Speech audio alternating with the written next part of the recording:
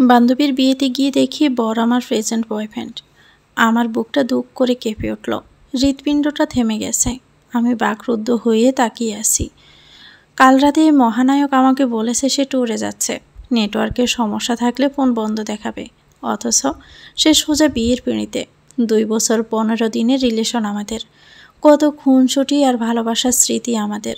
আমার চোখে রাফির সৎ নম্রভদ্র ছেলে। তার চেয়েও বড় কথা হলো আমাকে নিয়ে সে ভীষণ সিরিয়াস, খুবই কেয়ারিং ছেলে। অথচ ছেলেটা না জানিয়ে সোজা অন্য মেয়েকে বিয়ে করতে চলে এলো। অথচ আমি ট্যুর শব্দটিও জানলাম না। বিষয়টি যেহেতু ঘরোয়াভাবে, তাই সবাইকে ড্রয়িং রুমের পাশের রুমটিতে বসানো হয়েছে। ওদের আগ্রহ নিয়ে হবু দুলাভাইকে দেখতে গেলাম। জানালার ফাঁকে চোখ রাখতেই রাফিকে দেখলাম। অনেকগুলো ছেলের মধ্যে রাফির ধবধবে সাদা পাঞ্জাবি পরে আছে। রাফি বলেছিল রাতের গাড়িতে এসে চট্টগ্রাম যাচ্ছে, অথচ সে সিরাজগঞ্জে। ভাবলাম বন্ধুর বিয়েতে হয়তো এসেছে।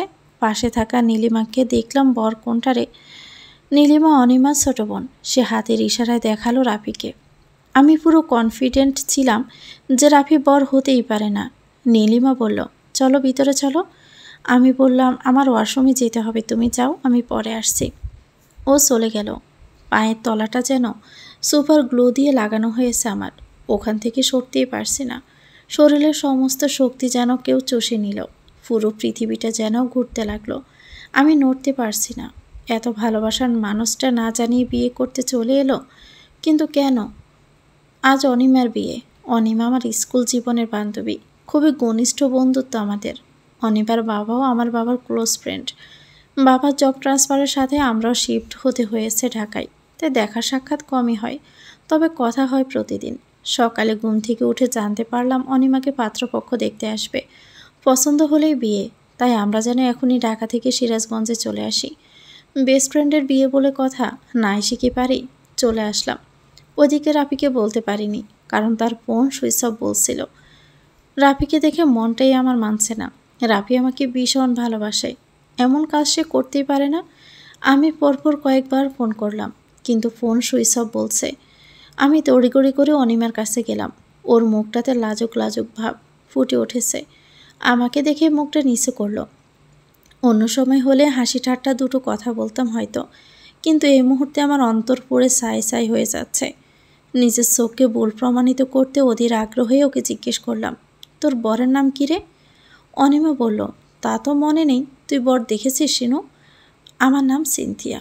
ও ভালোবেসে আমাকে শিনু বলেই ডাকে। আমি নিজের যন্ত্রণা, চোখের জল লুকাতে সোরের মতো চাহনি করছি, আর ডোক গিলে অনেক কষ্টে কোনো রকমে কথা বলছি। কেন, তুই দেখিসনি? গর্ভবতী মানুষের মধ্যে কি আর তাকানো যায়? লজ্জা লাগে না বল? আমি জানি অনিমা লাজুক স্বভাবের মেয়ে। ওর বোকা কথা, লাজুকতা আমার ভালো লাগলেও আজকে কেন জানি অসহ্য, অসহনীয় লাগছে। এত ন্যাকামির কি আছে? আমি বিরক্তি নিয়ে বললাম, নিজের বর না দেখে রেজিস্ট্রি পেপারে সাইন করেছিস? পাগল নাকি? যাকে, নাম কি ছেলের? ড্রয়ারে ছেলের বায়োডাটা রাখা আছে, দেখ। আমি তড়িঘড়ি করে উঠে ড্রয়ার খুললাম। মন প্রাণ দিয়ে চাইছি আমার রাফি যেন না হয়। আমি তখনও ভাবছি রাফির কোনো আত্মীয়ের বিয়েতে হয়তো ও এসেছে। নীলিমা ছোট, ওর হয়তো বর চিনতে ভুল হয়েছে, কিন্তু আমার ধারণা ভুল প্রমাণিত হলো। ছেলের নাম রায়হান রাফি, আর ওরই ছবি দেওয়া। আমি বরফের মতো জমে গেলাম, সহ্য করতে পারছিলাম না। গোসল করার নাম করে ওয়াশরুমে ঘন্টা খানিক কাঁদলাম, চোখ মুখ ফুলে একাকার। রাফির কথা অনুকে বলা হয়নি, কারণ ও প্রেম ভালোবাসা পছন্দ করতো না। ও জানলে আমার সাথে কথা বলা বন্ধ করত, তাই আর বলিনি। পুরো 1.5 ঘন্টা পর আমি ওয়াশরুম থেকে বের হলাম। শুনলাম একটু পর বিয়ে পড়াবে, কাজে এসেছে। অনিমার তেমন সাজগোজ পছন্দ না, সাজানোর দায়িত্বটা আমার উপরেই পড়ল। খুব সাদামাটাভাবেই সাজালাম। মেরুন কালারের জামদানি, হালকা করে লিপস্টিক আর একটু চিকন কালিতে চোখটা এঁকে দিলাম। গলায় একটা পাতলা চেইন, ডায়মন্ডের লকেটটা সূক্ষ্ম চেইনটাকে অবলম্বন করে আঁকড়ে ধরে আছে। পর্সা গলাটায় মাঝখানে পাথরটা ঝিলিক দিয়ে উঠছে। তবু অনিমাকে একদম পরীর মতো লাগছে। আমার ভিতরটা তখন আগুনে দগ্ধ। এই যন্ত্রণা যে পাইনি সে কোনো দিনও বুঝতে পারবে না। আমি আসার আগেই ওদের কাগজ কলমে বিয়ে হয়ে গেছে, শুধু ধর্মীয়ভাবে বিয়েটা বাকি। আমি চাইলে রাফির মুখোমুখি হতেই পারি, কেন করলো এমনটা জানতে চাইতে পারি, কিন্তু ইচ্ছেটা আমার মরে গেছে। যে ভালোবাসার প্রতিশ্রুতি দিয়ে লুকিয়ে বিয়ে করতে আসে তার মুখোমুখি আমি কোনোদিনও হব না। আজ অনিমাকে নিয়ে গেলে সকালের গাড়িতেই ঢাকায় চলে যাব, সব ভুলে যাব। চোখ দুটো ভীষণ যন্ত্রণা করছে, যতটা পারছি লোকচক্ষুর আড়াল হয়ে থাকছি। মাগরিবের আজান হলো, নামাজ শেষে সবাই ড্রয়িং রুমে গেল। একপাশে বসানো হলো বরসহ কয়েকজনকে, মাঝখানে পর্দা টেনে দেওয়া হলো। বর বউ মূলত সামনাসামনি বসে আছে, মাঝখানে পর্দা দেওয়া। অনেক জোরাজুরিতে আমাকেও বসতে হলো কনের পাশে। বুকের ব্যথায় আমি জর্জরিত। কাজী তখন বিয়ে পড়াচ্ছেন, আমার চোখের পানি টাইটম্বুর। চোখের পানি লুকাতে মাথায় কাপড় টেনে নিলাম। ওপাশ থেকে কাজী খুতবা পাঠ করে নিলেন। তারপর বিয়ের নিয়ম অনুযায়ী যখন বললেন, বলো মা কবুল। অনিমা তখন চুপ করে রইল। পাশে বসে থাকা অনিমার ভাবি অনিমার মাথায় হাত বুলিয়ে দিয়ে বলল, কবুল বল। অনিমা হু হু করে কাঁদল। আমার বুকটা যন্ত্রণায় ক্রমশই ভারী হয়ে উঠছে, হাত পা কাঁপছে, চোখের পানিতে ভিজে উঠছে আমার ওড়না। সবাই ভেবে নিচ্ছে বান্ধবীর জন্য বুক বাসাচ্ছি, ওর সাথে সবাই আমাকেও সান্ত্বনা দিচ্ছে, কিন্তু কেউ আমার বুকের ব্যথাটা দেখছে না। অনিমা 3 বার কবুল বলা শেষ করলো। কাজে যখন রাফিকে কবুল বলতে বলল, আমার জানটা মনে হয় বেরিয়েই যাবে এখন। ওপাশ থেকে কাজে বলে উঠল, বলো বাবা কবুল। আমার ভালোবাসার মানুষটা পরপর 3 বার বলল, আলহামদুলিল্লাহ কবুল। আমার ভিতরটা শূন্য হয়ে গেল, হারিয়ে গেল আমার রাফি। বিষাক্ত তীর যেন একের পর এক আমার বুকে বিদ্ধ হলো, আমার বুকটা এপড় ওপড় করে দিল। আমি চিরদিনের জন্য তাকে হারিয়ে ফেললাম। অনিমা হু হু করে কাঁদছে, ভাবি শাশি আম্মা ওকে বোঝাচ্ছে। ঠিক তখনই পর্দার ওপাশে গলা খাকড়ি দিল। কেউ একজন বলল, বর ওপাশে যাবে। পর্দা ঠেলে এপাশে কেউ এলো, এর রাফি। আমি মাথায় কাপড়ের সাথে মুখটা ঢেকে নিলাম। রাফিকে দেখে শাশি আম্মা চলে গেলেন, আমিও পিছিয়ে গেলাম। নিজেকে ডেকে ফেললাম রুমের পর্দার আড়ালে। অনিমার কন্দনরত মুখটা তখন পাতলা পিনপিনে দোপাট্টায় ঢাকা। রাফি সোজাসুজি অনিমার সামনে দাঁড়ালো। অনিমার কান্নার দরুন হেসকে উঠে গেছে। রাফি পূর্ণ অধিকারে নির্দ্বিধে দুহাতে দোপাট্টা তুলে ধরল। চাঁদের মতো মুখটা তখন কান্নায় ভেজা। রাফি মনে মনে কিছু বলল, মনে হলো দোয়া পড়ছে। তারপর দুহাতের আঁচলে অনিমার মুখ রেখে কপালে চুমু খেলো রাফি। অনিমার মুখটা তখন লজ্জায় গোলাপি রং ধারণ করেছে, আর আমার মুখটা বিষাক্ত সবলে হলো নীল। আমি আবারও দৌড়ে গেলাম ওয়াশরুমে। ঝর্ণা ছেড়ে বসে রইলাম কতক্ষণ তা সত্যি আমার জানা নেই। অনিমাকে বিদায় দেওয়া হলো। আমিও আর বের হইনি, কারণ রাফির মুখোমুখি আমি হতে চাই না। বোরের গাড়িতে ঢাকা ফিরতে চাইলাম, কিন্তু অনিমা খবর পাঠিয়েছে আমাকে আর নীলিমাকে যেন সকাল সকাল পাঠাই।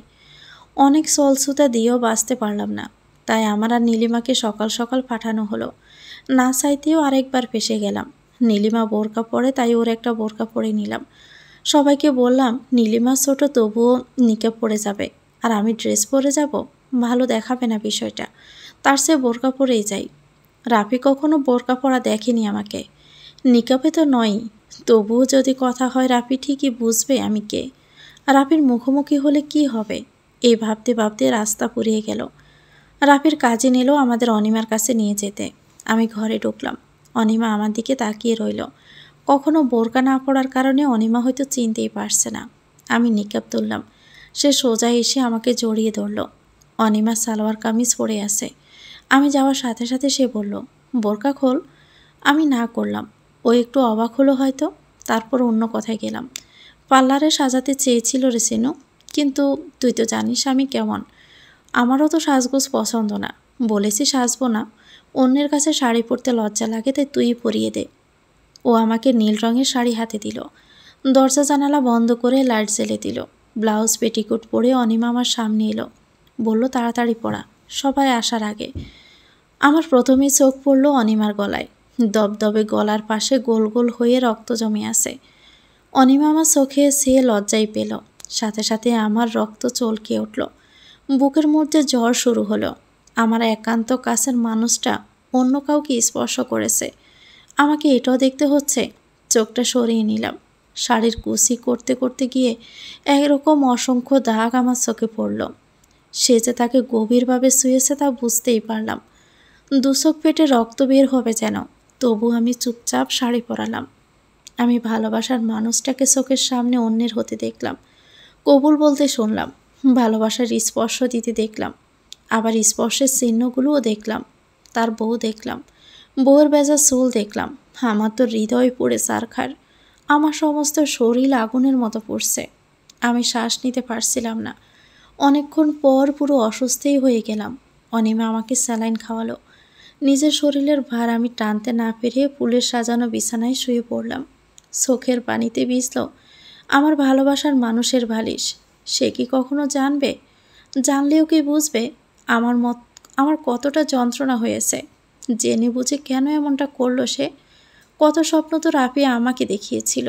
তাহলে সে এত বড় বিশ্বাসঘাতকতা কেন করলো? বিয়ে করতে পারবে না, অন্যত্র বিয়ে করবে আমাকে জানাতো, কিন্তু লুকিয়ে সুকিয়ে কেন বিয়েটা করলো? চাইলেই তো সামনাসামনি হতে পারি, কিন্তু বান্ধবীর সুখের ঘর আমি ভাঙতে চাই না, তাই চুপ করেই রইলাম। এরই মধ্যে রাফি একবার অনিমার কাছ থেকে ঘুরে গেল। আমি অসুস্থ আর ঘুমিয়েছি ভেবে আর সাক্ষাৎ হলো না। বাড়ি ভর্তি মানুষের ভিড়ে রাফির আর সময় হলো না উপরের ঘরে আসার। মুখোমুখি হতেও হলো না। অসুস্থই আমাকে নিয়ে বাবা মা দ্রুত ঢাকায় ব্যাক করলেন। আমি সহ্য করতে না পেরে জ্ঞান হারালাম। 2 দিন হাসপাতালে ভর্তি রইলাম। যেদিন ফিরলাম সেদিন রাতে ফোনের স্ক্রিনে বেশি উঠল কলিং রাফি। ফোন ধরলাম না। কয়েকবার ফোন বাজলো। রাত 10টায় মেসেজ এলো। মেসেজ ওপেন করেই আমি ঘেমে উঠলাম। মেসেজে লেখা ছিল, প্লিজ বেলকুনিতে আসো, আমি তোমার বাসার নিচে দাঁড়িয়ে আছি। আমি তখন তরতর করে ঘামছি, কারণ বাবা বাসার নিচে গেছে 5 মিনিট আগে। রাফির এই বাসার নিচে আসা নতুন কিছু নয়। এর আগে অনেক রাতেই আমি আর রাফি ফোনে কথা বলেছি। সে বাসার নিচে দাঁড়িয়ে থেকেছে আর আমি বেলকুনিতে। কিন্তু সেই দিনের রাফির পরিচয় ছিল শুধু একজন পুরুষ। তাকে কেউই চিনত না। তবে আজ রাফির অন্য একটি পরিচয় আছে। ও অনিমার হাজব্যান্ড। আমার বাবা মা তাকে এই পরিচয়েই চেনেন। সুতরাং এত রাতে আমার বাসার নিচে আমার বান্ধবীর বরকে দেখে অবশ্যই বাবা সহজভাবে নেবেন না। মাথা কাজ করছিল না, থম মেরে কিছুক্ষণ বসেছিলাম। অজানা আতঙ্কে আমি বারবার গেমে যাচ্ছিলাম। যে মানুষটা কয়েকটা দিন আগে লুকিয়ে বিয়ে করলো, আমাকে মশলার মতো পিষে পিষে এখন এসেছে আমার বাসার নিচে ঢং করতে। ঢঙেরও তো একটা লিমিট আছে। যন্ত্রণায় যন্ত্রণায় জর্জরিত সর্বাঙ্গ আমার। তাকে সামনে থেকে দেখার মতো অসহনীয় যন্ত্রণা অবশ্যই দুটো হবে না। তার সামনে গিয়ে আমি কি বলবো? কোনো ভাষা নেই আমার। ওদিকে ফোনের ওপর ফোন বেজেই চলছে। আমার উপর দিয়ে যে ঝড় তুফান গিয়েছে যার জন্য। তার সাথে ফোনে দুটো কথা বলার মতো শক্তি আমার আর নেই। যারা এই পরিস্থিতিতে পড়েছেন তারাই বুঝবেন। যে মানুষটা প্রতারণা করে সে মানুষের স্বর আর তার মুখোমুখি হওয়া কতটা বেদনার। অনেক ভেবে চিন্তে কাঁপা কাঁপা হাতে রিপ্লাই করলাম, আমি বাসায় নেই, অন্যদিন দেখা করি। রাগ করেছে সোনা? প্লিজ একটুখানি দেখে চলে যাব। তোমাকে না দেখলে আমার ঘুম হয় না। হ্যাঁ, আমি মেসেজ পড়ে শিহরিত। নাটকবাজ কোথাকার। কথায় মনে হচ্ছে কিচ্ছু হয়নি, সব আগের মতোই আছে। তবে যে পোড়া পড়েছি তাতে আমার ভিতরে ঘা ধরে গেছে। এই গায়ের জ্বালা কোনো সলসুতো মিষ্টি কথাতে মিটবে না। আমি শুধু আজকে বাসার জন্য তাল মিলিয়ে রিপ্লাই দিলাম, তুমি তো বলেই গেছো নেটওয়ার্ক প্রবলেম হতে পারে। রাগ করবো কেন? তুমি নেই বলেই আমি আন্টির বাসায় এসেছি। এখন চলে যাও, অন্যদিন দেখা করব। ও রিপ্লাই দিল, কাল অবশ্যই দেখা করবে। আমার যেন আবার আসতে না হয় এখানে। আমি সেদিন চিন্তায় সারা রাত ঘুমাতে পারলাম না। কাল কি হবে? কাল যদি দেখা না করি তাহলে যদি ও আবার এখানে আসে, আর যদি বাবা দেখে ফেলে, তিল থেকে তাল হবে, মান সম্মানও যাবে। সবাই হয়তো আঙ্গুল তুলবে আমার দিকেই। নিজের মনের সাথে বোঝাপড়া করলাম। আচ্ছা, সব বাদ দিয়ে যদি দেখা করি তাহলে কি হবে? সব সত্যি বলবো? সত্যি বললে কি হবে? সত্যি বলবো নাকি ও কি বলে সেটা শুনবো? ওই বা কোনো স্বাভাবিক দেখাতে চাইছে কেন? কি চায় ও? এসব চিন্তা আমাকে কুড়ে কুড়ে খাচ্ছে। সারাটা রাত নির্ঘুমে কেটে গেল। যতটুকু সুস্থ হয়েছিলাম, নিজেকে শক্ত করেছিলাম, তাও এখন নড়বড়ে। এতক্ষণ যন্ত্রণায় পড়ছিলাম, আর এখন ভয় পাচ্ছি। মান সম্মানের ভয়। কখন যে কে দেখে ফেলে, কখন যে কার প্রশ্নের সম্মুখীন হতে হবে। সারাদিন ভেবে চিন্তে সিদ্ধান্ত নিলাম রাফির মুখোমুখি হব। ভালোবাসার মানুষ আর বিশ্বাস দুটোই আমি হারিয়েছি। হারানোর মতো আর কিছুই আমার নেই। মান সম্মানটা অন্তত বাঁচুক। আমি সাহসের সঞ্চয় করলাম। আমি রাফিকে বিকেল 5টা নাগাদ লেকের কাছে আসতে বললাম। রাফি ঠিক কী কারণে বিয়ে করেছে আমার জানা নেই।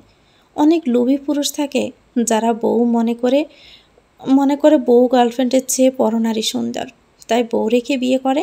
আবার অনেকে গার্লফ্রেন্ডকে প্রতিশ্রুতি দিয়ে অন্য নারীকে বউ করে। কেন যেন মিস ডায়নার কথাটা খুব মনে পড়ছিল। মিস ডায়না ছিল সব দিকেই সুন্দরী।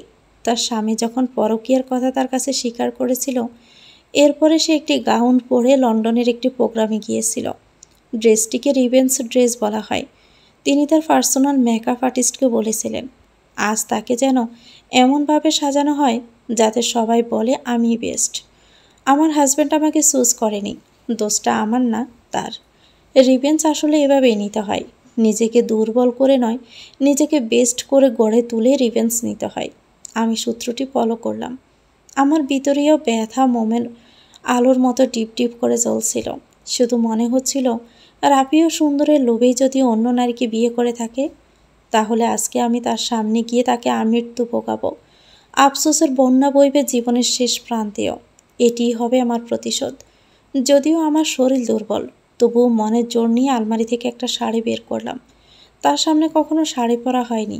প্রতিপক্ষের সামনে কখনো দুর্বল হতে নেই, হতে হবে কনফিডেন্ট আর স্ট্রং, যাতে দেখেই প্রতিপক্ষ দুপা পিছিয়ে যাবে। গোলাপি ব্লাউজের উপর শুভ্র সাদা শাড়ি পরলাম। গলায় পরলাম পাতলা চেন, কানে ছোট্ট দুল দুটো, ডায়মন্ড কাটের সাদা স্টোনের মায়ের ছড়ি জোড়া পরে নিলাম। নিতম্ব সোয়ানের চুলগুলোকে স্বাধীন করে উঠতে দিলাম। খোলা চুলে কখনো বাইরে যাইনি আমি, কিন্তু আজ যে আমাকে সুন্দর লাগতেই হবে। সুন্দরের খোঁজে যে পুরুষ আমাকে ছেড়ে অন্যত্র বিয়ে করলো, তার চোখে আমাকে বিশ্ব সুন্দরী লাগতে হবে, যেন সে আমৃত্যু আফসোস করে। আমি বিকেল 5টা নাগাদ লেকের পাড়ে দাঁড়ালাম। সে সময় মতোই পৌঁছালো। আমি তার চোখে তাকাতে পারছিলাম না। প্রতারককে দেখে আমার বুক কাঁপছিল, হাতে পায়ে শক্তি পুরিয়ে আসছিল। অথচ মানুষটা কি সুন্দর, বিয়ে করে এখন বুক ফুলিয়ে দেখা করতে এসেছে। মনে হচ্ছে কতই না সৎ। মনে হচ্ছে আমিই চোর আর সেই পুলিশ। কিন্তু আমি তো চোর নই। চুরি যদি কেউ করে থাকে তাহলে সে। আমাকে হতে হবে আজ মিস ডায়না। আত্মবিশ্বাস না থাকলে চলবে না।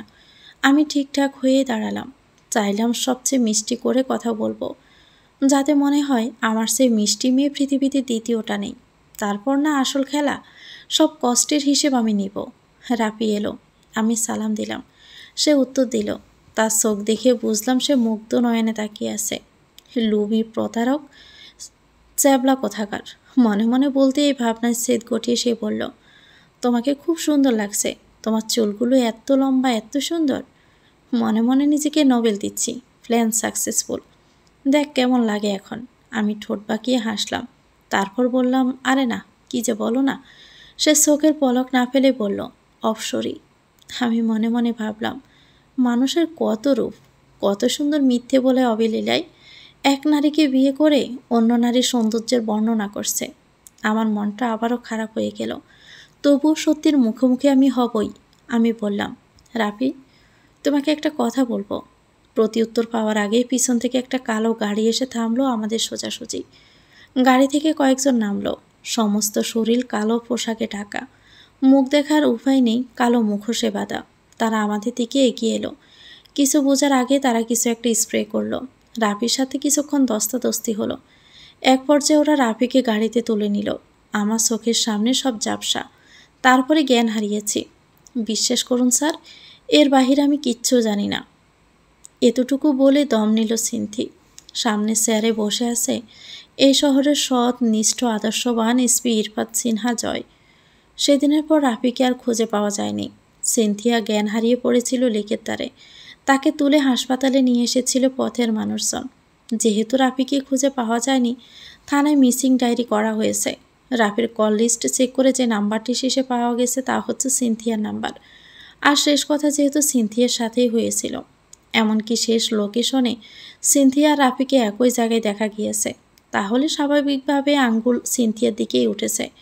কিছু মেসেজ চেক করে জানা গেছে সিনথিয়ার সাথে রাফির প্রেমের সম্পর্ক ছিল। যেহেতু কিছুদিন আগে রাফি বিয়ে করেছে, এই তথ্য ধরে কিডন্যাপিংয়ের মাস্টার মাইন্ড সিনথিয়াই।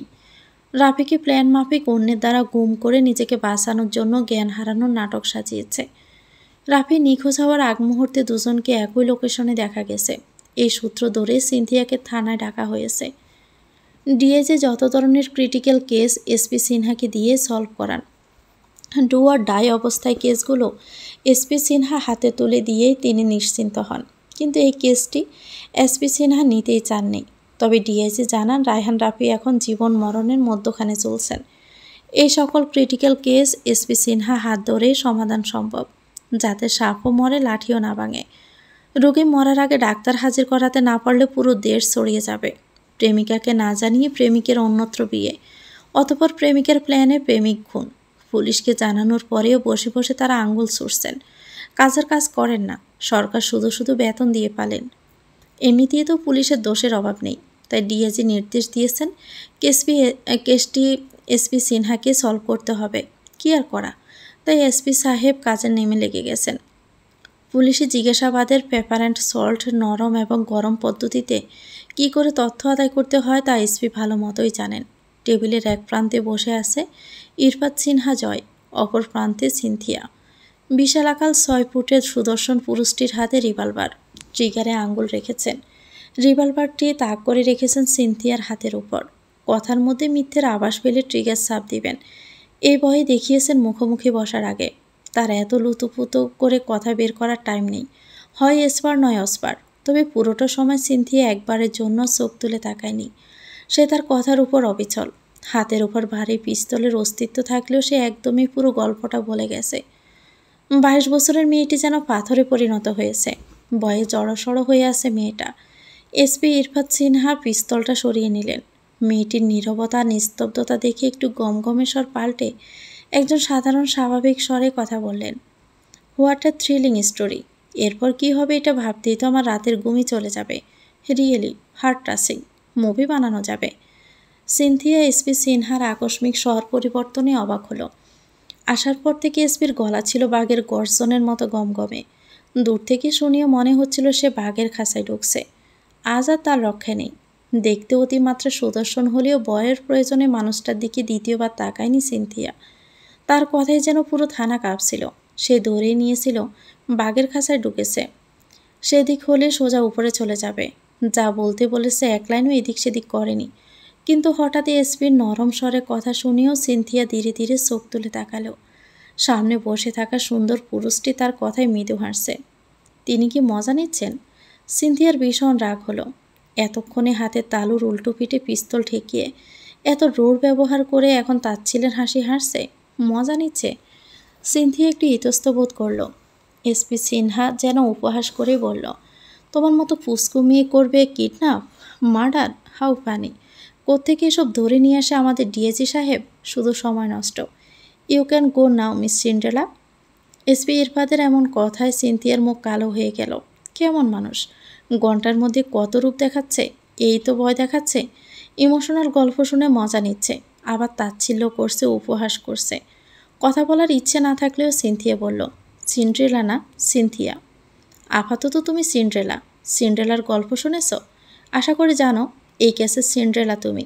শতভাগ ক্লু যখন মিলে যাবে, তার মানে জুতো তোমার পায়ে যখন লেগে যাবে, থানায় তুলে নিয়ে আসবো মিস সিন্ড্রেলা। সিনথিয়া বোকা বনে গেল।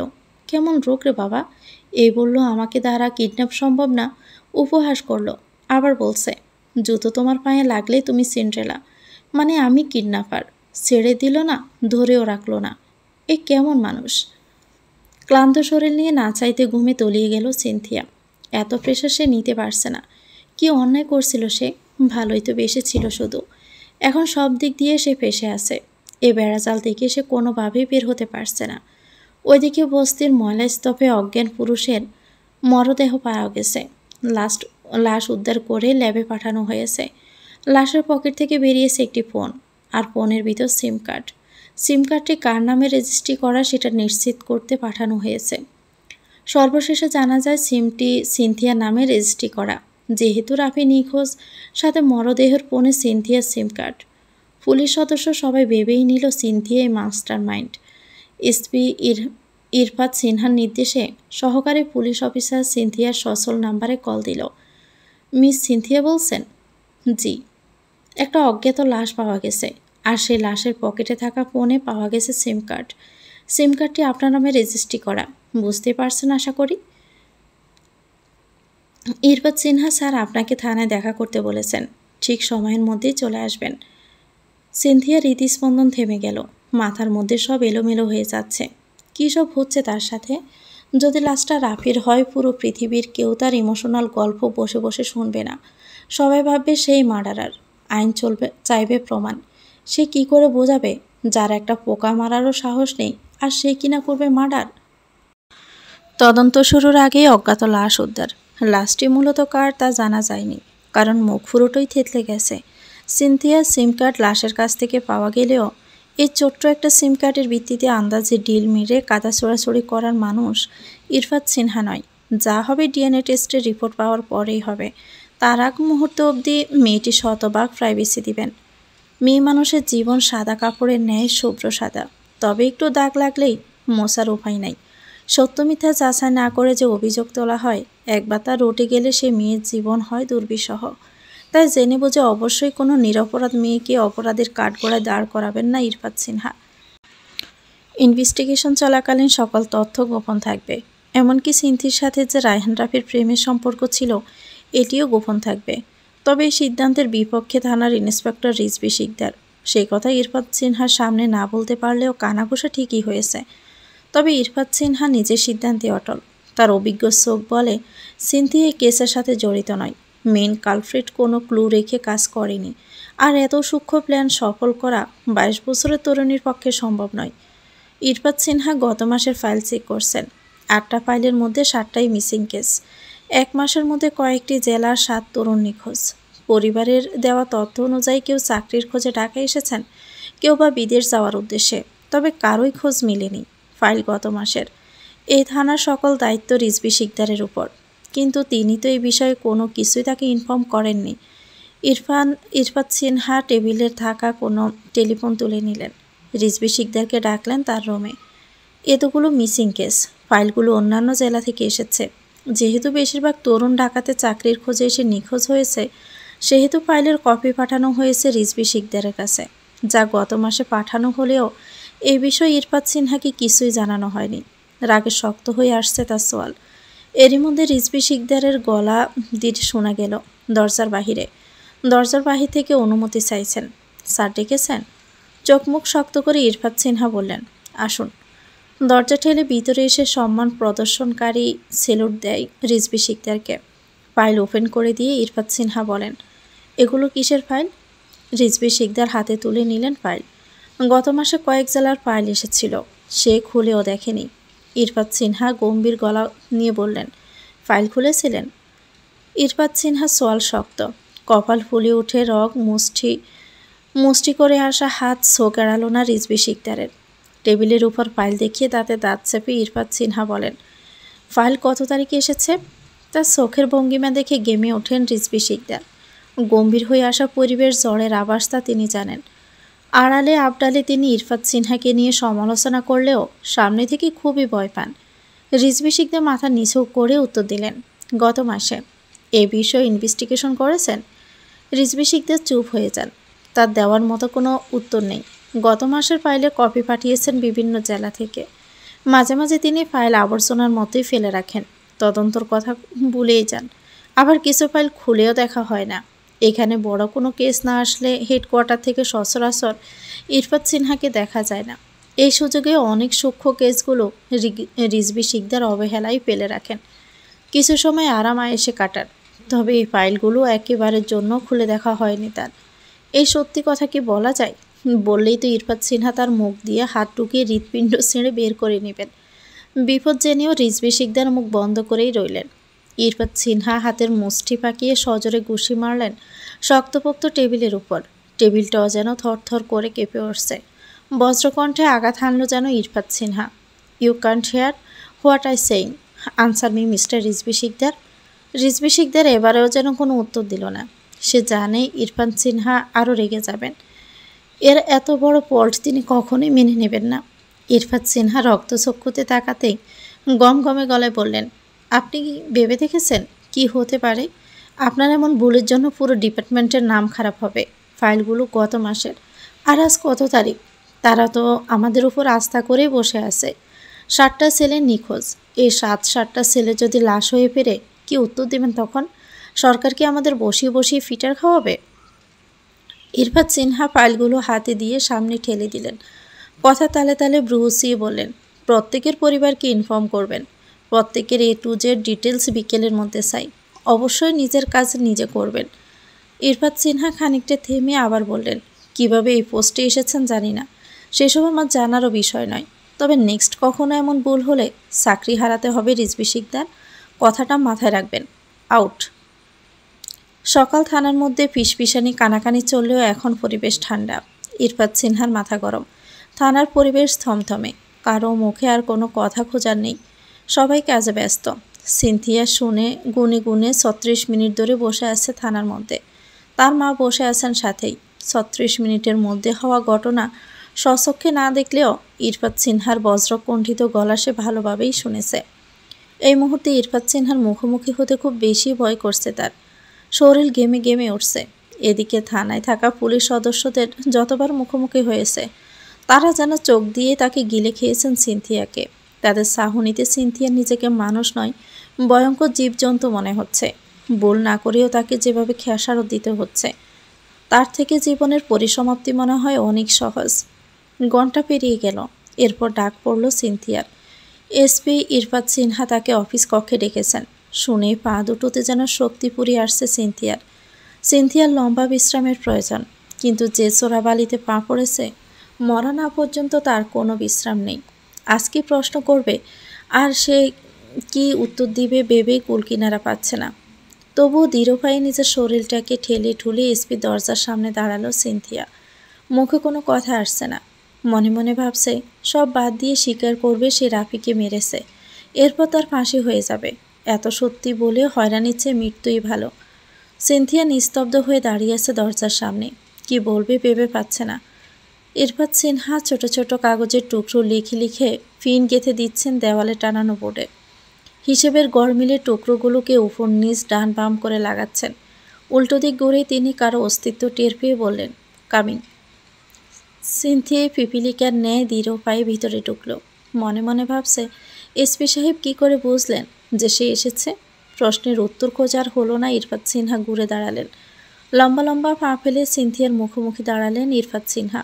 দুশ্চিন্তায় ঝিমঝিম করা সিনথিয়ার মাথাটা এখন ফাঁকা ফাঁকা লাগছে। এত লম্বা পাহাড়ের মতো মানুষের সামনে দাঁড়িয়ে নিজেকে পিপিলিকাই মনে হচ্ছে। দুর্বল শরীরটা আরও দুর্বল লাগছিল। সিনথিয়া ভাবছে সামনে দাঁড়ানো এই মানুষটি এই মুহূর্তে গর্জন দিয়ে পুনরায় তার নামও জিজ্ঞেস করে, তাহলে সে নিশ্চিত ভুল করবে। একে তো সব চিন্তা মাথায়, ভাবনায় মাথা কাজ করছে না, এখন তো ব্রেইনে ড্যামেজ হওয়ার জোগাড়। চোখের ইশারায় সিনথিকে স্যার দেখালেন ইরফাত সিনহা। মুখের শান্ত ধীর গলায় বললেন, সিট ডাউন। গতদিনও এত ভয় লাগেনি, যা সত্যি তাই বলেছে। কিন্তু সিম কার্ড কী করে লাশের কাছে গেল সেই উত্তর সে কী করে দিবে। ভয়ে মুখটা চুপসে যাওয়া বেলুনের ন্যায় হচ্ছে। ভয়ে সালাম কালামে ভুলে বসেছে। ভয়ে সব গুলিয়েও যাচ্ছে। টেবিলের উপরে বসা মানুষটিকে সে আরও একবার দেখতে চায় না, তাই মাথা নুইয়ে ফেলল সে। কিন্তু অপর পাশের মানুষটা ভয়ের বদলে আশ্বাস দিলেন, be normal, I know you are a strong girl. যা বলবো শুধু ঠিকঠাক উত্তর দিবে, ভয়ের কিছু নেই। সিনথিয়া মাথা ঝাঁকিয়ে হ্যাঁ সম্মতি জানায়। কালকের বিষয় তো জানো। সিনথি মাথা ঝাঁকায়। তোমার কি কোনো সিম কার্ড হারিয়ে গেছে? সিনথি দুদিকে মাথা নাড়ালো, যার অর্থ না। কাউকে সিম কার্ড দিয়েছিলে কখনো? মনে করে দেখো। সিনথি আবারও মাথা ঝাঁকালো, যার অর্থ না দেয়নি। ইরফাত সিনহা টেবিলে দুহাত ভাঁজ করে এগিয়ে বসলেন। সিনথি মাথা তুলে তাকাচ্ছে না। ইরফাত সিনহা চাইছেন মেয়েটা তাকে ভয় না পাক। তিনি যথাসাধ্য মসৃণ গলায় কথা বলছেন। তিনি আবারও বললেন, কয়টা সিম কার্ড তুমি এ অবধি কিনেছিলে? এর মধ্যে লাস্ট 24 এই ডিজিটের নাম্বার তোমার আছে? সিনথি দৃষ্টি তুলে তাকালো, হাত দুটো দিয়ে টেবিল আঁকড়ে ধরল। তার চোখ মুখ বলছে নাম্বারটি তার চেনা, তবে মুখে কিছু বলছে না। ইরফাত সিনহা ভাবছে গতকাল রিভলভারের নিচে হাত রেখেও মেয়েটি এত ভয় পায়নি, কিন্তু মেয়েটি আজ ভয় পাচ্ছে। ভয় পাওয়ারই কথা। অল্প বয়সে মেয়ের উপর কিডন্যাপিং মার্ডার কেস আসা ব্রেইনে প্রেশার পড়ার মতোই বিষয়। তিনি চাইলেন সিনথি ইজি হোক। টেবিলের অপর প্রান্তে জড়সড় হয়ে বসে আছে সিনথি। ভয়ে বারবার টেবিল খামচে ধরছে। ইরফাত সিনহা নিজের শক্তপোক্ত কঠিন হাতটি যথাসাধ্যই গলিয়ে সিনথির কোমল হাতের পাতায় উল্টো পিঠে রাখলেন। তারপর আলতো সাপোর্ট দিয়ে সাহস দিলেন, ট্রাই টু বি ইজি। সিন্থির বুকের মধ্যে আতশবাজির মতো তীব্র শব্দে কেঁপে উঠল। তারপর শীতলতায় শান্ত হয়ে গেল ভিতরটা। ভয়টা কার্পুরের মতো উড়ে গেল। ওদিকে ইরফাত সিনহা আবারও বললেন, ওই সিম কার্ডটা কাউকে দিয়েছ? মানে রাফিকে? সিন্ধি ধীর গলায় উত্তর দিল, না, ওকে আমি কোনো সিম কার্ড দিইনি। যে সিমটির কথা বলছেন ওটা টেলিটক সিম। এসএসসিতে জিপিএ 5 পাওয়ার পর সিমটা পেয়েছিলাম। আমার বাসায় ওই সিম ইউজ করলে নেটওয়ার্কের সমস্যা হয়, তাই খুলে রেখে দিয়েছিলাম অনেক আগে। তাহলে সিমটা অন্যের কাছে গেল কি করে? আমি জানি না। ও লাশটা যার হোক, এই সিম কার্ডের জন্য তুমি কত বড় জালে ফাঁসতে পারো বোঝো? কত ধরনের ক্রাইম হয় এখন, এত বেখেয়ালি হলে চলবে? সিনথি জমে গেল। তার জীবনে আর কি কি দেখার আছে সে সত্যি জানে না। সিম কার্ডটা তার হলেও সে সত্যি জানে না কিভাবে অন্যের কাছে গেল। আর ওই সিমটা লাগে না বলে কোথায় রেখেছিল ভালো করে মনেও পড়ছে না। এই অযৌক্তিক কথা কি কেউ এই মুহূর্তে বিশ্বাস করবে? তার কথা বলার মুখ নেই। কয়েক সেকেন্ড চুপ রইলেন ইরফাত সিনহা। তারপর বললেন, বাসায় কে কে থাকে? মা, বাবার ভাই। তোমার ভাইয়ের এইজ স্টাডি 9-এ পড়ে, 13-14 হবে। আজ বাসায় ফিরে বাইরে থেকে শুনবে তার গার্লফ্রেন্ড আছে কিনা, আর তোমার সিম কার্ড নিয়ে তাকে দিয়েছে কিনা। মানে মানে অনেক সহজ, তোমার ভাই আন্ডার 18, তাই তার কোনো সিম কার্ড থাকার কথা না। তার গার্লফ্রেন্ড থাকলে আন্ডার 18ই হবে, তারও সিম থাকার কথা না। টাকা দিয়ে ফোন পাওয়া গেলেও কিন্তু সিম কার্ড পাওয়া যায় না। তোমার সিম কার্ড দিয়ে যদি তাদের প্রেমের পথ মসৃণ হয়, তারা এই সহজ পথ গ্রহণ করতেই পারে। কিন্তু যে মারা গেছে সে তো পুরুষ, তাতে কি? যে ফোনে তোমার সিম কার্ড ইউজ হয়েছে সেটি চুরি হতে পারে, অন্য কারো হাতে পড়তে পারে, বা আরও অনেক কিছুই হতে পারে। তাদের মধ্যে কেউ মারা যেতে পারে। আপনি বলতে চাইছেন ওটা রাফি না? ধরে নাও তাই। এমন কথা শুনে সিনথিয়া হা হয়ে গেল। ইরফাত সিনহা বললেন, হা হওয়ার মতো কিছু হয়নি। এই যুগে অনেক কিছুই হতে পারে। খুশি হয়েছ রাফি বেঁচে আসছে শুনে? আপনি কি করে শিওর হচ্ছেন যে ওটা রাফি না? রাফির ডিএনএ টেস্টের আগে তার মা আমাকে নিজে ইনফর্ম করেছেন এটি তার ছেলে না। তবুও সবার কনফিউশন দূর করার জন্য টেস্ট করা হয়েছে। একজন মায়ের চোখ ছেলেকে চিনতে ভুল করে না মিস সিন্ড্রেলা। সিনথির মুখটা ছোট হয়ে গেল। রাফির ঠকানোর কথাটা মনে পড়ে আবারও বুকটা পড়ে উঠল। চোখ ভরপুর হয়ে গেল জলে। ইরফাত সিনহার চোখে বিষয়টি ধরা পড়ল। ইরফাত সিনহা একটা রহস্য হাসি হাসলেন। বোকা মেয়ে, ভুল মানুষকে ভালোবেসে কেউ কাঁদে নাকি? তুমি বরং শুকরিয়া করো, এমন মানুষের জীবনসঙ্গী হতে হয়নি তোমাকে। সিনথি অপ্রস্তুত হলো আবার, হাতের উল্টো পিঠে চোখ মুছে নিল। তারপর বলল, আমি কি যাব এখন? ইরফাত সিনহা সম্মতি দিলেন। সিনথি আলগোসে উঠে দাঁড়ালো, কিন্তু দু পায়ের উপর ভর দিয়ে দাঁড়িয়ে থাকতে পারল না। দফাস করে বসে পড়ল চেয়ারে। ইরফাত সিনহা মিষ্টি করে ঠোঁট ছড়ালেন, এত দুর্বল হলে চলবে? এই কেসের শেষ পর্যন্ত তোমাকে স্ট্রং থাকতে হবে, কনফিডেন্ট থাকতে হবে। তুমি তো জানো তুমি কিছু করনি, তাহলে কেন নিজের দম বন্ধ করে রেখেছ? মন ভরে শ্বাস নাও, আমি আসি, তুমি নিশ্চিন্তে থাকো। সিনথির মনটা শুভ্র শিউলির ন্যায় ফুরফুরে হয়ে গেল। সে শ্বাস টেনে নিল লম্বা করে। বকুল ফুলের সুঘ্রাণে বুকের ভিতরটা পরিপূর্ণ হলো যেন। ইরফাত সিনহার মতো স্পিতাকে বিশ্বাস করলো। ইরফাত সিনহা দেওয়া আশ্বাসে মরা গাছে যেন ফুল ফুটল সিনথির। সিনথি অনেকদিন পর ঠোঁট ছড়িয়ে একটুখানি হাসল।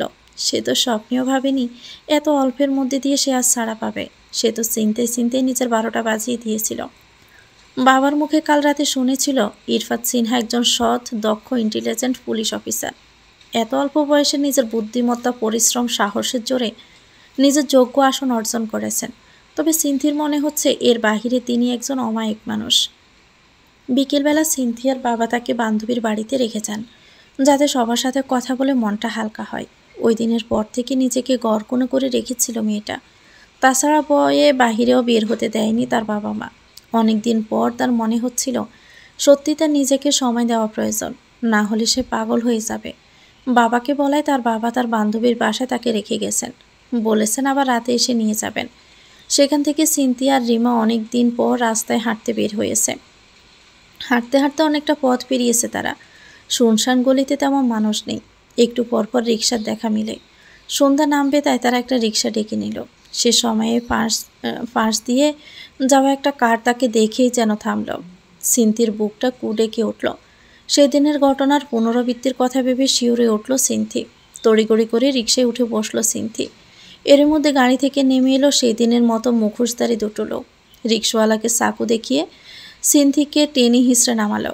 রিমা চিৎকার দিয়ে দৌড়ে পালালো। সন্ধ্যা নেমে গেছে, রাস্তায় তেমন কোনো লোকজন নেই, আর যারা আছে তারা ভয়ে এগিয়ে আসছে না।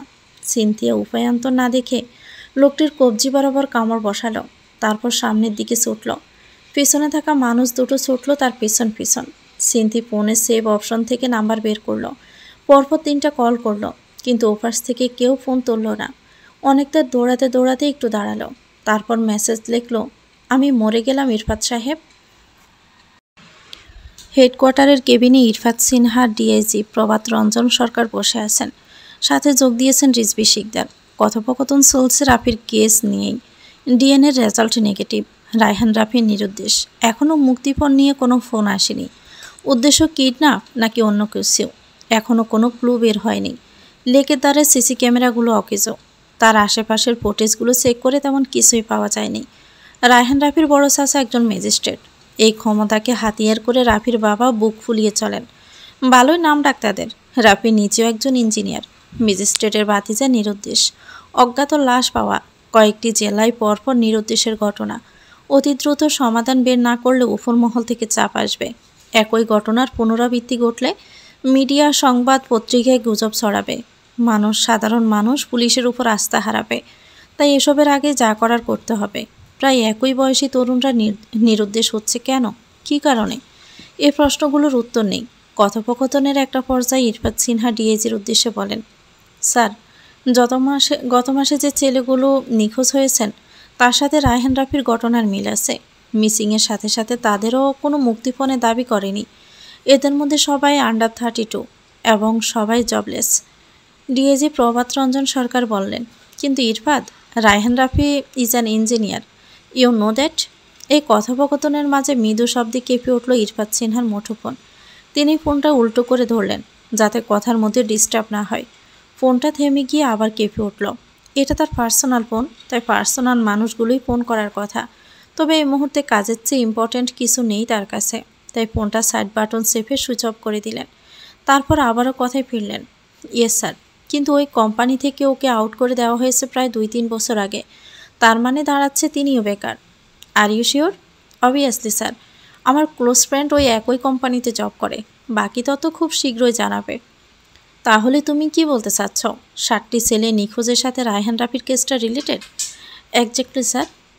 অন্ধকার হয়ে আসা প্রায় জনমানবহীন সরু গলি, পিছনে তেড়ে আসা ভাগের ন্যায় মুখোশধারীর কবল থেকে নিজেকে বাঁচাতে দিক বেদিক শূন্য হয়ে ছুটছে সিনথিয়া, আর প্রাণপ্রণে অন্তরের অন্তঃস্থল থেকে একটি দোয়াই করছে, ইরফাত সিনহা যেন তার দেওয়া মেসেজটি পড়েন আর খুব দ্রুত যেন এই বিপদ থেকে উদ্ধার করেন।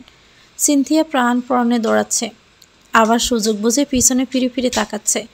মুখোশধারী দুটো লোক তাকে ধরার জন্য মরিয়া হয়ে ছুটছে, যেন হীরাপান্নার সন্ধান পেয়ে গেছে। পথঘাটের কিচ্ছু না আছে নাই। সিনথিয়া চোখের সামনে যেই পথ দেখছে সেদিকে ছুটছে। অন্ধকারে তলিয়ে গেছে চারদিক। সিপে চাপা গলিতে মনে হচ্ছে গভীর রাত। সিনথিয়া সামনে যেতে দেখল গলির মোড় ঘোরার আগেই পাশাপাশি খাড়া দুটো বিল্ডিং, মাঝখানে একটু সরু রাস্তা, ময়লার আবর্জনায় ভরপুর। কতক্ষণ আর এভাবে দৌড়াবে? একটু লুকিয়ে দেখা যাক না কি হয়। সে সরু রাস্তা নিজের শরীর গলিয়ে ঢুকে যায় সিনথি। তপ্তবারে শ্বাস পড়ছে তার ফুস করে। দুহাতে মুখ চেপে ধরে সামলে নেয় নিজেকে। লোক দুটো দৌড়ে মোড় ঘুরে পার হয়ে গেলে যেন বেঁচে যাবে সে। এটাই যেন তার শেষ ভরসা হলো তাই লোক দুটো দৌড়ে সামনের দিকে চলে যাচ্ছে। সিনথিয়া হাফ ছাড়ে লম্বা করে একটা দম নেয়। হাতের মুঠোয় থাকা ফোনটা দুহাতে আঁকড়ে ধরে সিনথিয়া। বাসা থেকে অসংখ্যবার কল এসেছে। সিনথিয়া ফোনটা স্ক্রল করে হারিয়ে যাওয়া বাস্তব নেই একটি নাম্বার খোঁজে। না, কোনো কল আসেনি। দেখেই বুকের মধ্যে খাঁচায় আবদ্ধ থাকা সুপ্ত আশাটা পাখির ন্যায় উড়াল দিয়ে বুকটা শূন্য করে দিয়ে চলে যায়। সে কি শতভাগ আশা করেছিল ইরফাত সিনহা কল ব্যাক করবেই? সে কি ভেবেই নিয়েছিল বিপদে পড়লেই ইরফাত সিনহা তাকে বাঁচাতে আসবে? কিন্তু ইরফাত সিনহা এমন কোনো আশ্বাস কি তাকে কখনো দিয়েছিল? কখনো না।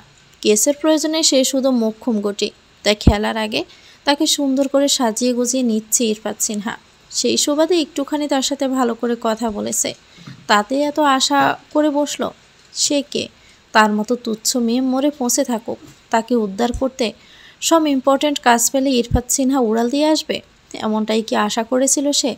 নিজের আশা করার পরিধি বিবেচনা করে মনে মনে নিজের কপালের সপাটে কতগুলো জুতোর বাড়ি মারল সিনথিয়া। তারপর প্রাণপণে চাইলেও ভুল করেও ইরফাত সিনহাকে যেন ওই মেসেজ না দেখে। খানিকটা সময় সে নিঃশব্দে দাঁড়িয়ে থাকলো ওখানেই। কি করবে এখন সে? বাবাকে কল করবে? ফোনের নেটওয়ার্ক ক্রস চিহ্ন দেখাচ্ছে। সে মনে মনে ভাবছে, তার বাবা আসলে যদি আরেকটা বিপদ হয়, তার সাথে যদি তার বাবাকেও তুলে নিয়ে যায়, না না, সে এমন রিস্ক জীবনেও নিবে না। সে নিজে মরে যাক, পচে যাক, তবু পরিবারটি ভালো থাকুক। সে উঠে দাঁড়ায় সন্তপনে, গুটি গুটি পায়ে উকি দিয়ে দেখতে চায় আশেপাশে ওই লোকগুলোকে দেখা যায় কিনা।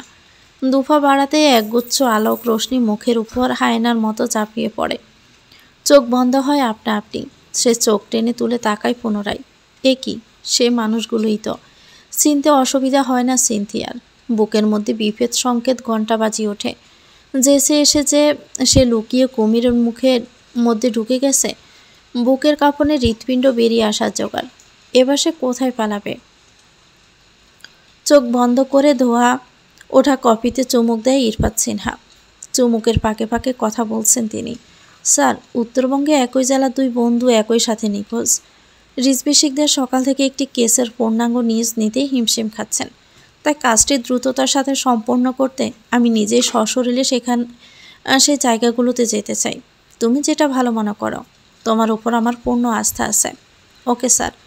আমার অনুপস্থিতিতে রিজভী শিকদার কাল থানায় তো থাকছেনই, তিনি ওদিকটা যেন হ্যান্ডেল করেন।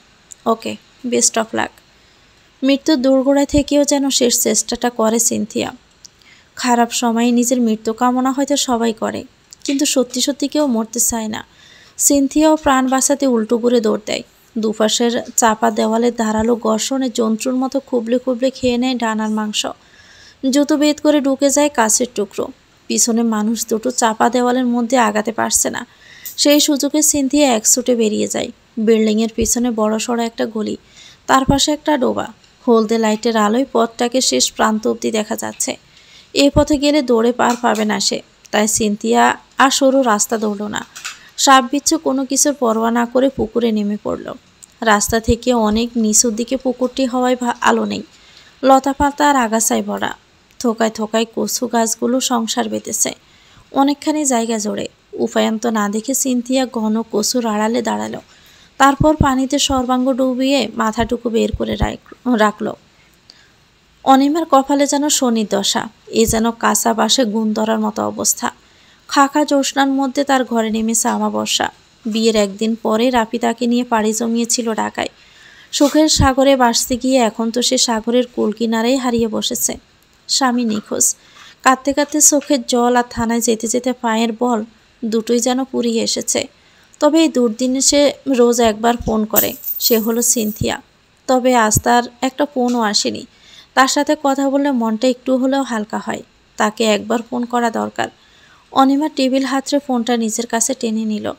পায়ের তলার গিজগিজে কাদা আর পানির ছিটছিটে গন্ধ সিনথিয়া নাড়ি বুড়ি উলট পালট করে দিচ্ছে।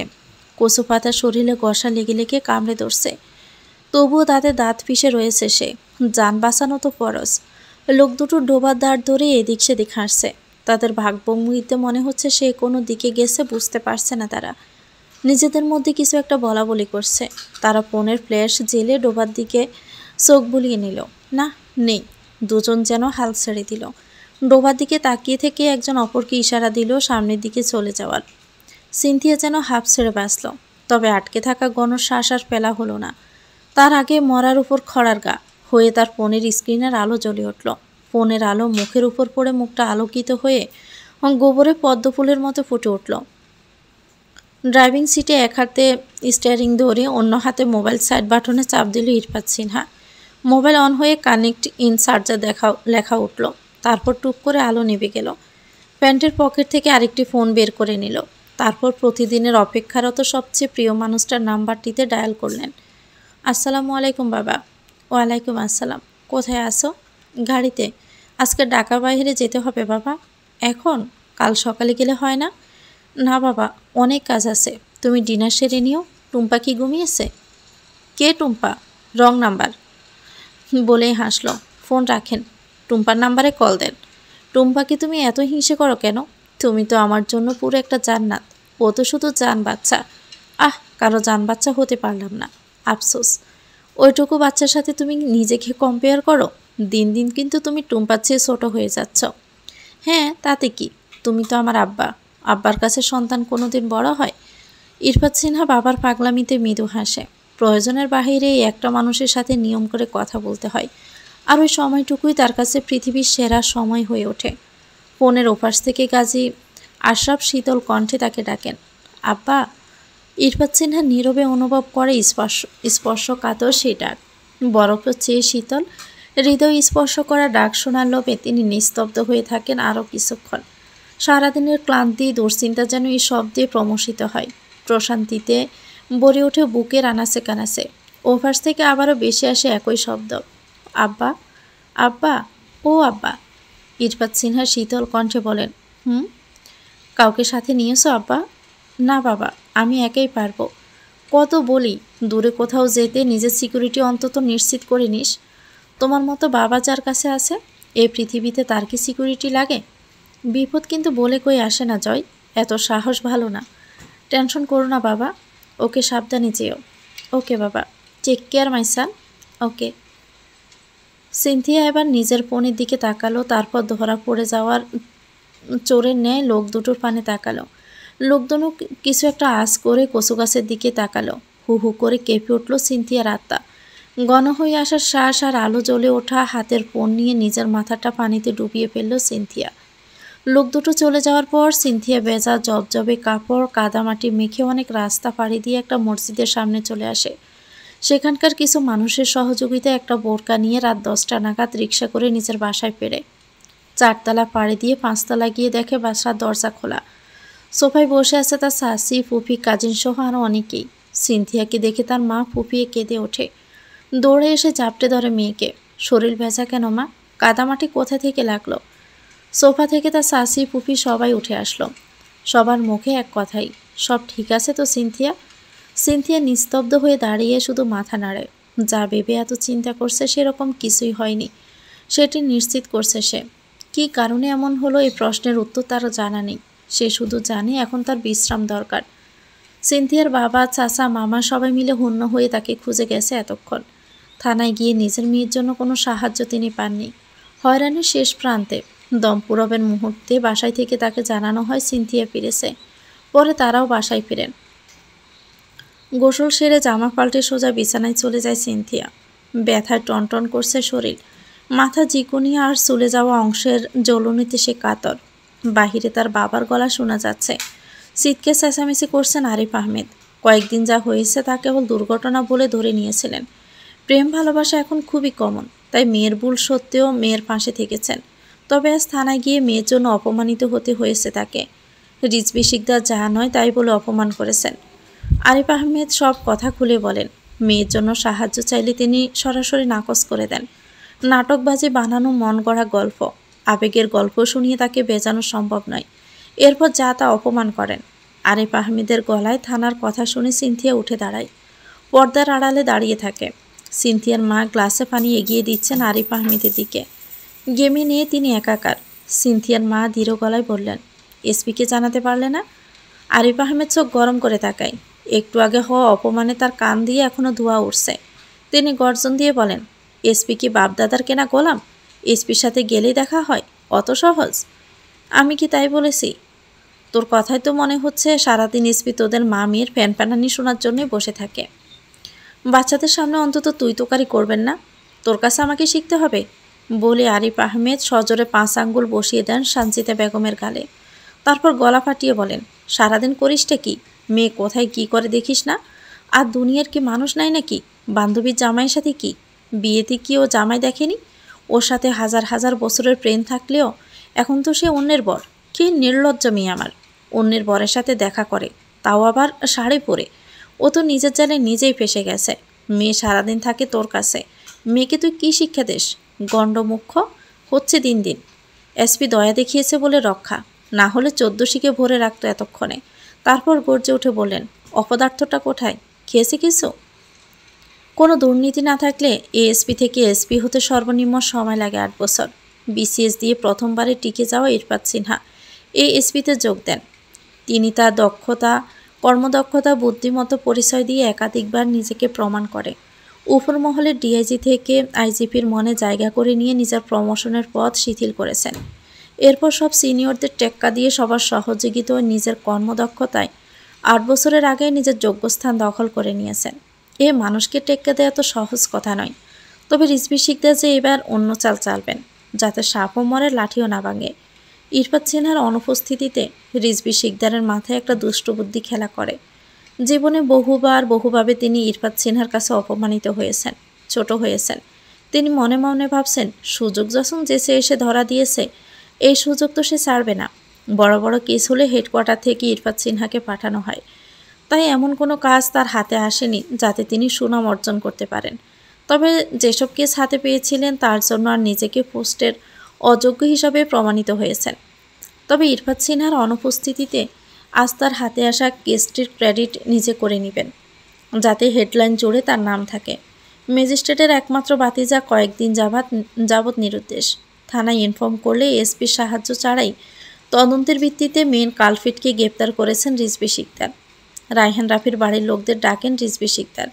তারপর সিনথিয়ার পুরো ঘটনা খুলে বলেন। তিনি জানান, বিনা ওয়ারেন্টে 57 ধারায় আমলি কেস অনুযায়ী সিনথিয়াকে গ্রেপ্তার করার ক্ষমতা তার থাকলেও এএসপির কারণে তিনি তা পারবেন না। ইরফাত সিনহা এই মেয়ের বিষয় ধামাচাপা দিয়ে রেখেছেন। তিনি আরও বলেন, শুনুন চৌধুরী সাহেব, আপনি হলেন ম্যাজিস্ট্রেটের ছোট ভাই। আপনার পাওয়ার কিন্তু অনেক বেশি, কিন্তু আমাদের পক্ষে এএসপিকে সামনাসামনি টেক্কা দেওয়া সম্ভব নয়। তা একটা ভালো পরামর্শ দিচ্ছি। এ মেয়ের কোনো তথ্য উপরমহল জানে না, তারা সব এসপির উপর ফেলে রেখেছেন। কিন্তু মেয়ে যেহেতু আপনাদের পরিচিত, সকল তথ্যের উপর ভিত্তি করে তাকে দোষী করে একটি এজাহার লিখুন।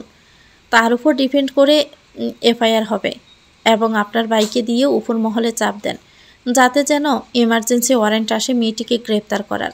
আজকে এসপি অনুপস্থিত, তার অনুপস্থিতির কেসটা দায়িত্ব আমার। আমি তাকে তার বাড়ি থেকে গ্রেপ্তার করে তুলে আনব। এতে আপনারাও তাড়াতাড়ি ফয়সালা পাবেন, আমারও দোষ হবে না। আবার এসপি ইরফাত সিনহা আইজিপি ম্যাজিস্ট্রেটের কথাও ফেলতে পারবেন না। সব নীরবে শুনে রাফির বাবা বলেন, সবই তো বুঝলাম, কিন্তু এখানে আপনার লাভ কি? কি যে বলেন না, আমার আবার কিসের লাভ? মানব সেবাই তো আমার পরম ধর্ম। তবে ধরেন একটু মিডিয়া হলো, ক্যামেরার সামনে পড়লাম, একটু আলোচনা হলো, নিজের ক্রেডিটটা পেলাম কেসের, এই আর কি। রিজভী শিকদারের দেওয়া প্ল্যান মোতাবেক কাজ শুরু হলো। তিনি শেষে শুধু বললেন, যা করবেন আজকের মধ্যেই, আর মিডিয়ার ব্যবস্থা করবেন, তাহলে কেসটি আরও শক্তপোক্ত হবে। আর শক্তপোক্ত কেস না হলে এসপি তড়ি মেরে এই মেয়েকে ছাড়িয়ে নিয়ে যাবেন। জানালার পর্দায় শুয়ে আসছে বৃষ্টির ছাট। ভোরবেলা থেকে শুরু হয়েছে তুমুল বৃষ্টি। থামার কোনো নামগন্ধ নেই। ইরফাত জানালা থাই গ্লাস চাপিয়ে দেয়, তারপর গোসল সেরে ইজি চেয়ারে আরাম করে বসে। যে জায়গায় সে গতকাল গিয়েছিল ওই জায়গার নেটওয়ার্ক খুবই দুর্বল, বলতে গেলে নেটওয়ার্কের বাহিরেই ছিল। আরেকটা ফোন তো বন্ধই, রাতে ফিরে চার্জে দেওয়া হয়েছে। কাল অনেক প্রেশার যাওয়াতে রাতে ফিরে ফ্রেশ হয়ে ঘুমিয়ে পড়েছিলেন তিনি। এক ঘুমে রাত পার হয়ে গেছে। সে এক হাতে জানালার পর্দা একপাশে সরিয়ে থাই খুলে দিলেন। ইজি চেয়ারে আরাম করে বসলো। কফির মগে চুমুক দিয়ে ফোন স্ক্রল করতে থাকলো। ঠিক তখনই চোখ দুটো আটকে গেল একটা নিউজে। পুরো নিউজ ফিড জুড়ে শুধু একটাই নিউজ। ভিডিওর হেডলাইন চোখে পড়ল তার। প্রেমিকাকে না জানিয়ে প্রেমিকের অন্যত্র বিয়ে। অতঃপর প্রেমিককে অপহরণ করে এই 22 বছর বয়সী তরুণী। ভিডিও অন করে ইরফাত সিনহা। শত শত মানুষের ভিড়, ক্যামেরা, মাইক্রোফোন, সাংবাদিক। তার মাঝে হাতকড়া পরে দাঁড়িয়ে আছে পাতলা গড়নের সিনথিয়া। উৎসুক জনতার উপসে পড়া ভিড়। কারণ একটাই, কি করে মেয়ে হয়ে একটি পুরুষকে গুম করে দিল? এই প্রশ্নে পুরো শহর যেন তোলপাড়। রাতের অন্ধকার রাস্তায় ক্যামেরার ফোকাসে চারদিক আলোয় আলোকিত। হাজার হাজার প্রশ্ন কি করে করল? রায়হান রাফি এখন কোথায়? সে কি বেঁচে আছে কিনা? সেই প্রশ্নের সম্মুখে মেয়েটি শুকনো মুখে, দুর্বল শরীরে, নিস্তব্ধ নয়নে দাঁড়িয়ে আছে। যেন পৃথিবীতে তার কেউ নেই। সবাইকে ঠেলে ঠুলে সরু রাস্তা বের করে দিচ্ছে কর্মরত পুলিশ সদস্য। মানুষের পাকপোকর মেয়েটিকে বাহু ধরে বের করে আনছে মহিলা পুলিশ। আর সিনথিয়া তাদের সাথে তাল মিলিয়ে এলোমেলোভাবে হাসছে। চোখ দুটো রক্ত লাল, টকটকে রক্ত যাবার নয় লাল হয়ে আসছে নাকের ডগা। শরীরের রক্তকণা যেন নোনতা জল আকারে চোখ ফেটে ঠিকরে পড়ছে। এরকম অপ্রত্যাশিত, অকল্পনীয়, অসম্ভাব্য ঘটনার বাস্তব চিত্র নিজের স্বচক্ষে দেখে সমুদ্রের উচ্ছ্বাসের মতো অসংখ্য প্রশ্ন তীব্র গতিতে মাথায় এসে বাড়ি খেল ইরফাত সিনহার। সমগ্র দৃশ্য যেন পৌষ মাসের হাড় কাঁপানো হিমশীতল বাতাসের ন্যায় তাকে একবার মৃদু করে কাঁপিয়ে তুলল, পরক্ষণে আগুনের লাভার ন্যায় উত্তপ্ত হয়ে উঠল। তো ভিউয়ার্স, গল্পটির নাম হচ্ছে রং। এটা গল্পের প্রথম অংশ। পরবর্তী অংশ পেতে চ্যানেলটিকে সাবস্ক্রাইব করে আমাদের সাথে থাকবেন। ভিডিও ভালো লাগলে একটি লাইক দিয়ে দিবেন, কমেন্ট করে জানাবেন কেমন লেগেছে। আল্লাহ হাফেজ, আসসালামু আলাইকুম।